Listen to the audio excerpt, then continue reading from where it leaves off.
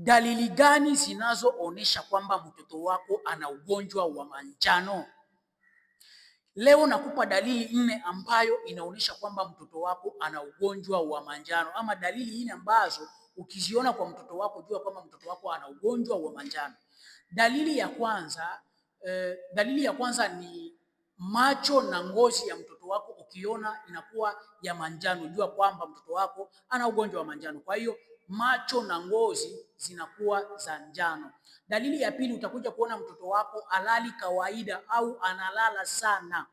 Na dalili ya tatu, utakuja kuona mgongo wa mtoto wako unapinda. Ukiona mgongo wa mtoto wako unapinda, jua tayari mtoto wako ana ugonjwa wa manjano.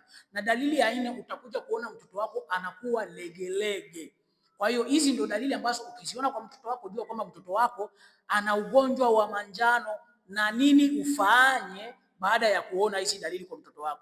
Chukua mtoto wako kwenda nayo hospitalini au tafuta daktari wako ili aweze kutatua hiyo changamoto, maana ugonjwa wa manjano una madhara makubwa sana, ama madhara mengi ambayo wewe mzazi ukivumilia bila kumupa matibabu mtoto wako utakuja kujutia.